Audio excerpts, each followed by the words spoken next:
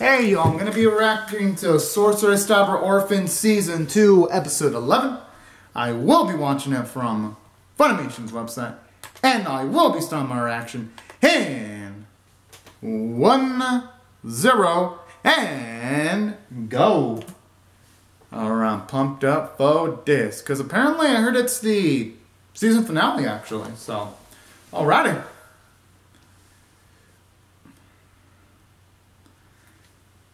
Okay, that definitely looks brutal.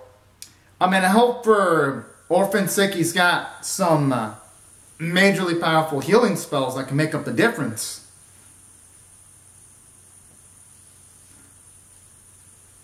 Finally, he's got that swagger back. Although, isn't magic relatively ineffective against Fu though? But I guess if it's linked up to the emotional state, I guess it having potentially more effect than usual ain't exactly outside the realm of possibility either. Johnny, fucking love this OP. Like, this is actually one of the rare animes where I absolutely adore the second opening way more than the first opening. It's not even, at least for me, it ain't even a competition. I think opening 2 completely eviscerates opening 1. And when it comes to opening 1, I don't hate it. I mean, I think there's some good qualities to opening 1 if you ask me. But, and I preface this with a but, I have heard of much more grandiose anime openings though, at least if you ask me. Man, just like the hardcore instruments in the opening too. Man, I'm gonna miss hearing this song on a weekly basis. But you know what they say, all good things must come to an end. I hope for the... Oh, draw your bow at my god. Oh! So when are we going to see gods interfere in this specific episode?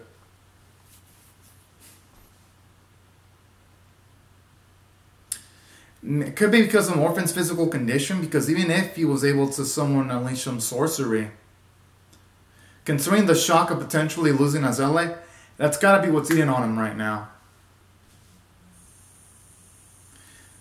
Well, I mean, there's always magic in Clemma. Oh, and Lucky. Can't forget about cute little Lucky. Oh, and Marketing too. Can't... Wait! Did that dude just die? No, I'm gonna assume it's gonna take more than that just for him to die. Wait! The dwarves! They actually did something! Finally!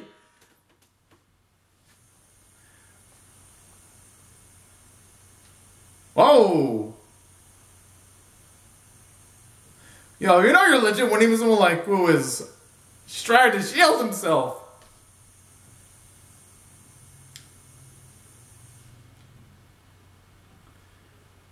Wait, did he just try to straight up murk the dwarves? Wow.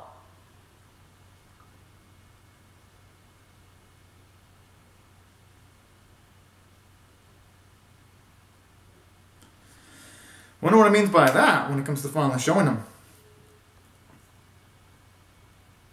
I'm assuming what he means by him, I'm assuming that Orphen has now realized that there's a compromise between fighting and fighting with the intention of killing, where it's right to do it in certain instances if it's to defend yourself or other people. Question is,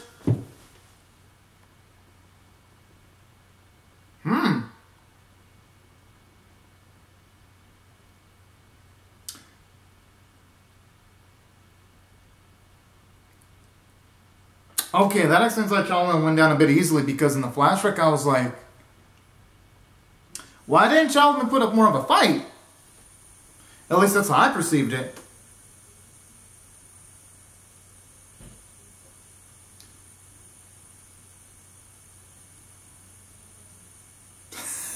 trying to dodge the blade. Oh.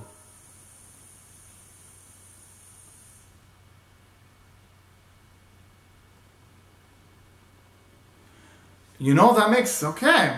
Never mind. I always thought that Chalman got away or something completely. But never mind. He actually left like a badass. Yo! I always love it when you see Chalman flex in some of the flashback sequences.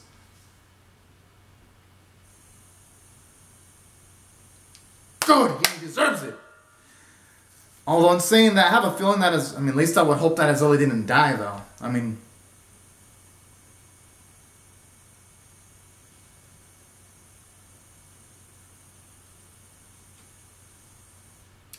Okay, that thing looks like it's on nuked here.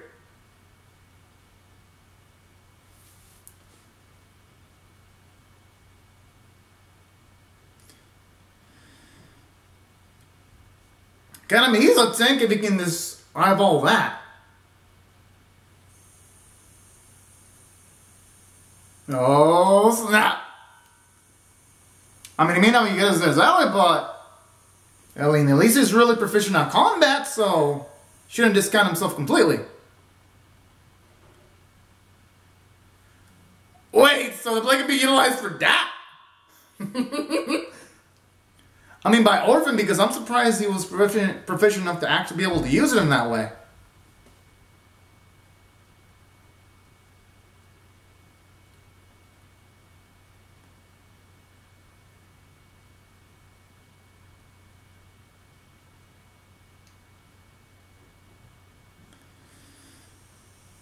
The thing is, I mean, I think the Pope would come back, though. Only reason being that I don't think he'd be going down like a punk, though. I mean, being hit by debris and then being put into, like, the water, that'll probably take more than that for him to die.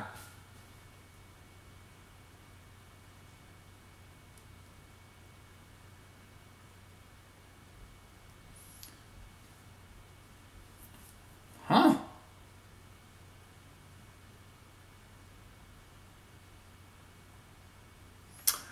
Okay, that explains why he didn't try to dodge the debris then.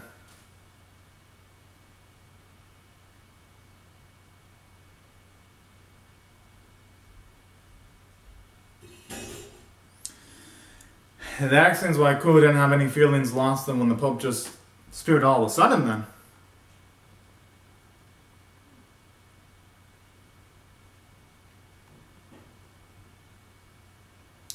Oh boy, I'm assuming the Pope's gonna make his flashy end. Okay, now that is motherfucking dirty. But then again, I mean, they're trying to help out Orphen. I fucking know it! I mean, Orphen should have realized that Clemo and Magic were inclined of getting involved though, no matter what.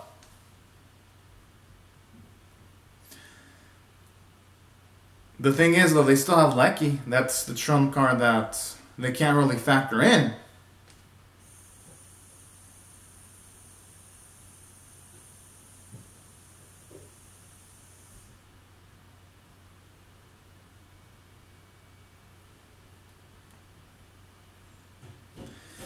I hope that smile can only mean that Orphen knows something that we don't as an audience, because they ain't looking so good if they're all awesome. The fuck?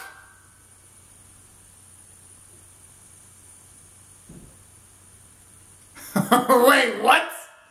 Yo!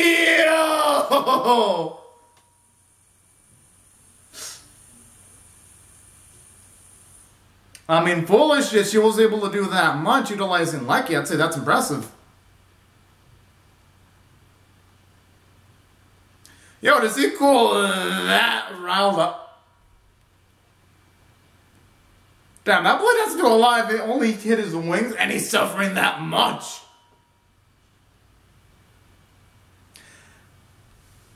I feel the animation there could have been better, seeing him over and directly slice the part. Okay, there, with the wave animation, it looked good. So there were once in this episode that looked absolutely brilliant, and others where it looks a bit iffy.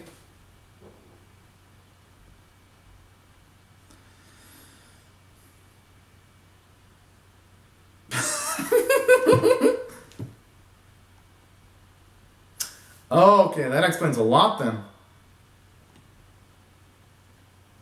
I like how she fucking just sidesteps the moment things are looking too rough.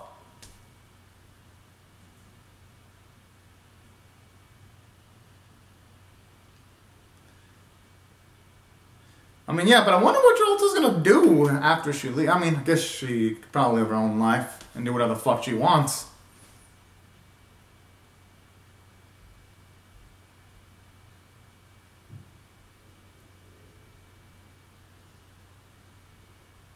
Already sounding hell ominous with the way he's saying that.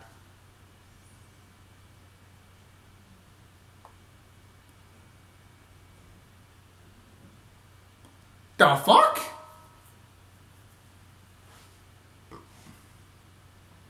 Okay, what? Who the hell would want to have that kind of ambition where everyone in the world just passes away? Except for like a certain group of people. Yo! Talk about the stakes in this series being the highest they've ever been. Can you really say, though, that it's really the rightful owner, though, considering everything that's happened?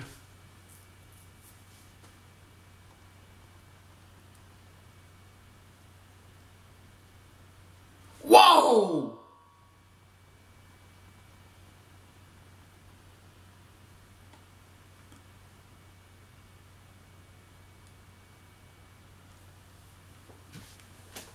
Okay, this man's going off the deep end completely.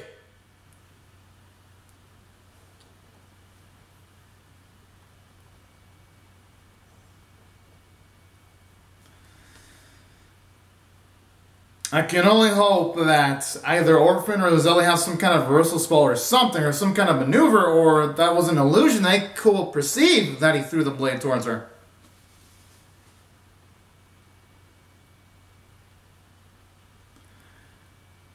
Yeah, I don't think he's going to care anymore. Yeah, you can tell, like, he didn't even... Honestly, the fucker deserved it for what he did to Azali. I'm fucking glad she got to also get her payback, too.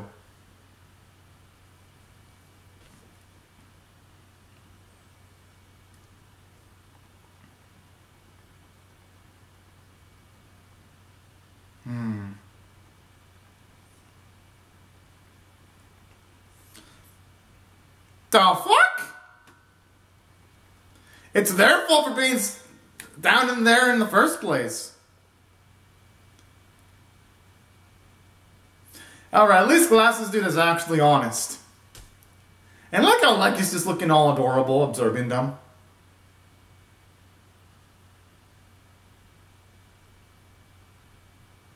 You can tell Orphen's just trying to keep himself from killing the little dude. Good!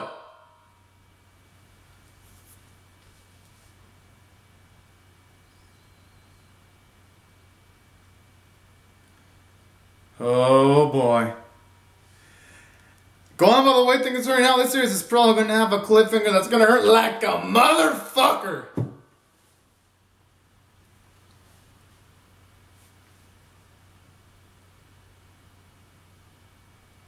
Gotta admit, the scenery looks all beautifully breathtaking though, when it comes to like the water.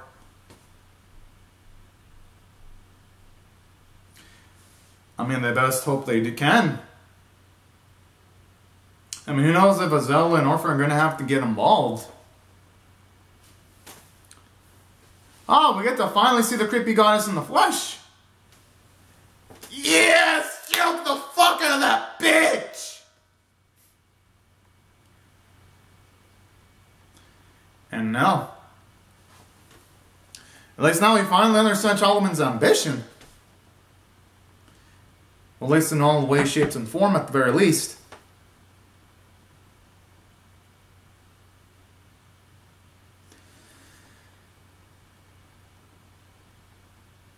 Okay, but that sounds absolutely dangerous though if he fails in controlling his sorcery. Oh.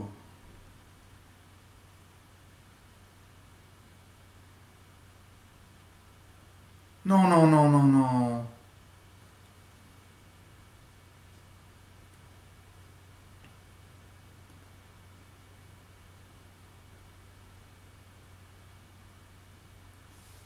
Oh, no, I hope she doesn't die, though.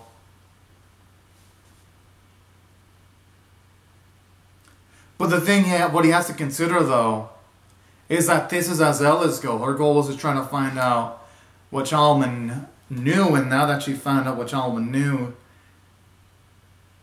now she has to take up responsibility. I mean, as hard as it is for Orphen, he has to do this. There kind of is, though, because if he doesn't do it, a lot of people are going to die.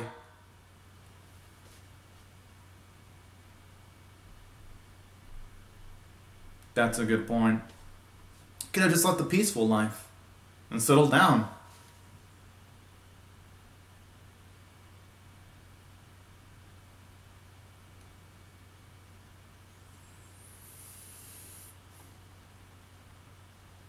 Oh.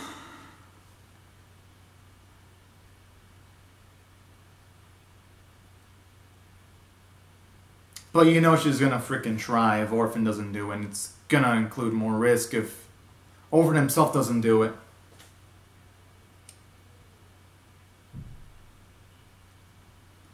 I gotta admit, if Azella goes down this...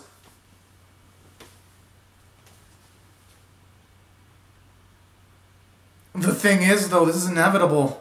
If she doesn't do this, the world's gonna be in deeper shit.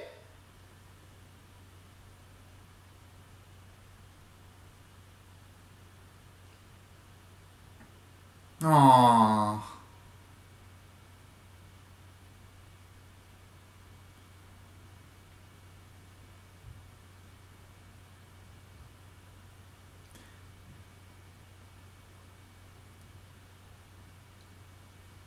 The thing is, though,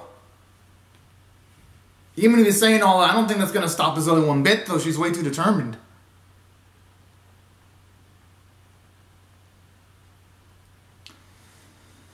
I like it. You're hearing the guilt that he's carried in his shoulders for multiple years.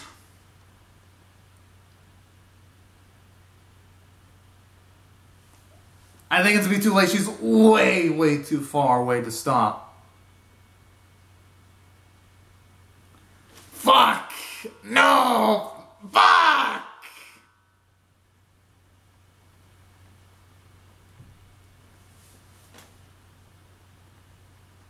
Oh no.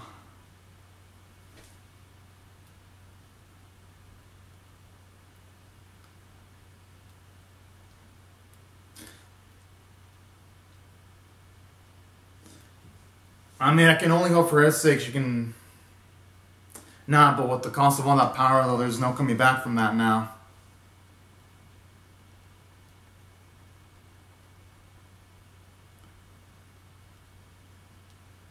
Honestly, if this is the way Azella goes out, she goes out like a badass.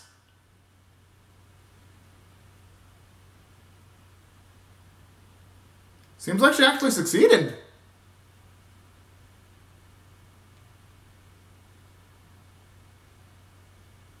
Oh, this son of a bitch. I want to see the rest of his corpse freaking burn into ashes in that fuck pool.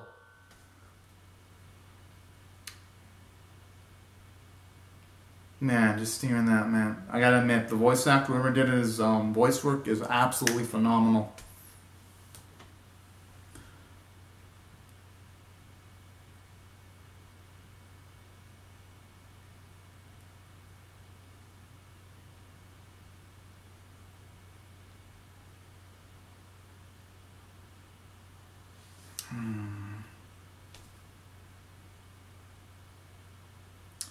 And you know, it's just distressing seeing Orphen like that. Just completely and utterly emotionally defeated like that.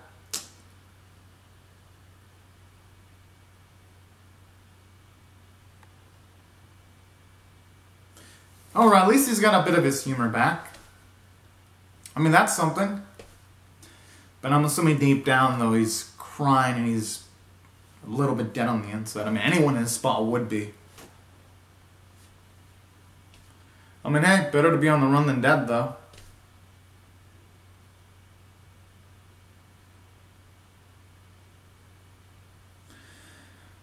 Okay.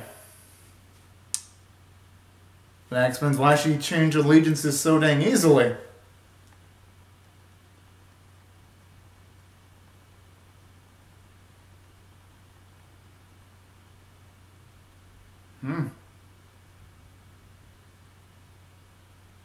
I mean, hey, if that's the case, then yeah, he definitely deserved keeping that blade. Okay, the faces here kind of look a bit off. Especially Clemo and Magic's.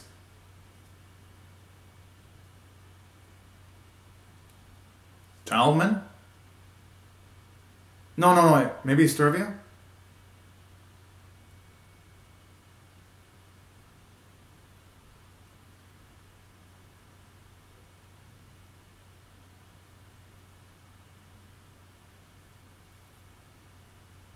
Or who knows, maybe it's Orphen himself and he has the capabilities of becoming one of the greatest of all time. Because they were staring at him when Chalban was asking that question.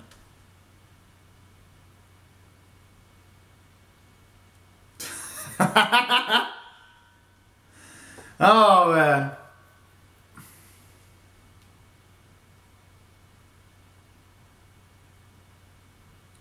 Oh, these fucking doors. I'm assuming it's them going by the hands, although it could be someone else entirely.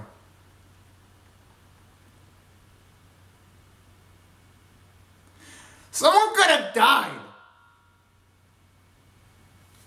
Okay, those two are itching for their early deaths. Vulcan seems more like the evildoer than Orphen himself. I'm just saying!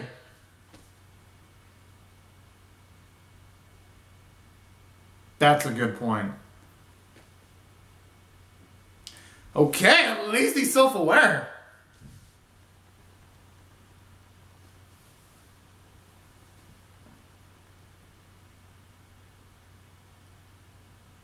I'm pretty sure they want to follow him to the ends of the earth. They could probably get enjoyment from this. Aww. Hey, you know what? I like this. Shows you how much he appreciates the bond with Magic and Clemo. And he wouldn't mind if it never ends. That's a character development for Orphen that he completely accepts those two.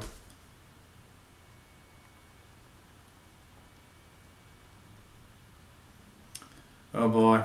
What I get the feeling it's going to set up for an epic cliffhanger.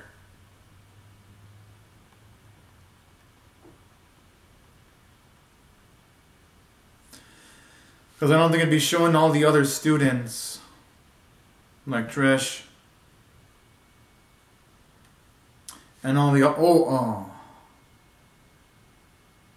This kind of reminds me of ED number 1 where you see Orphen with like 2 horses.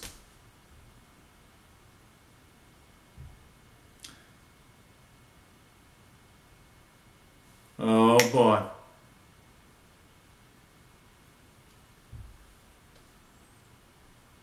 Hey, you know what? I like the sound of this. Oh, son of a bitch. I thought for a second we were going to see like a potential season 2, well, not season 2, but a potential season 3 trailer or something, you know? I was like, yes, my expectations. They were sky high for a bit, but hey, you know what? I understand. They don't want to necessarily reveal all their cards at once, so... Alright, let's see. Fuck! And this time it doesn't look like there's any preview for like any OVAs, like how Season 1 had a preview for OVAs, unfortunately. Man, that's gonna hurt like a motherfucker waiting for... Oh, waiting for the next one then. But hey, you know what? At the very least, it wasn't the most painful cliffhanger I've ever seen in my life. So I guess I'll give it credit for that. Now, in saying that though, if I were to rate this Sorcerous Stabber Orphen episode on a scale of 1 to 10, 1 being abysmal, 5 being average, 10 being exceptional, here's how I would rate it. I think I'll go with an 8 out of 10. The reason why I can't give it a 9 or a 10 out of 10 is for a few reasons. One, can't give it a 9 out of 10 because... For all I know, this could be the final Sorcerous Stabber Orphen episode, so it automatically loses a point because it's like, how are we ever going to know if we're going to get an extra episode? And another thing I can't give it either is a 10 out of 10. What keeps it from that is, the animation quality was, even though it wasn't terrible by any means, It was definitely average. You can definitely tell that Studio Dean, they blew their loads in animating episodes 10 and 9 of Season 2 because those episodes looked great. This episode looked okay, and then the artwork was starting to look a little bit derpy in the last few seconds. But, in saying that though, I still felt the episode was good overall because, hey, I mean, at least it implies that maybe Azilla might be alive. But then that kind of brings up another thing too though, because she was the most interesting driving force in the series. So if the series were to ever get a Season 3, what are they going to do to make up for the lack of Azella? Because she really drives the narrative interestingly, and that Orphen or the other two don't. But, in saying that though, the episode was impactful itself. I do like seeing the scene where Orphen was crying, showing his vulnerability. So that scene itself was pretty damn freaking cool if you ask me. And on top of that, something else that I also really dug about this episode too was just the gravitas, like when you see Orphen standing about the events. And that's why I felt the episode overall was still good. And as for the season itself, if I were to rate this on a scale of 1 to 10, with 5 being average, 10 being exceptional, I'll give the season a 6 out of 10 because I thought it was better than Season 1. Yeah, I mean, it was more consistently well done. The script was more consistent. But it still needs more to get anything higher than that. But overall, I had a fun time with it. But anyways, y'all. These are my thoughts on the season and the episode. Be sure to comment down your thoughts on how I feel about my reaction or the episode itself in the comment section below. Hope y'all rate the vid, share it, comment, subscribe, and I'll see y'all later if you come back for more. Because I'll react to Season 3 if the series ever gets one, most likely. Like, that's what I would most likely do.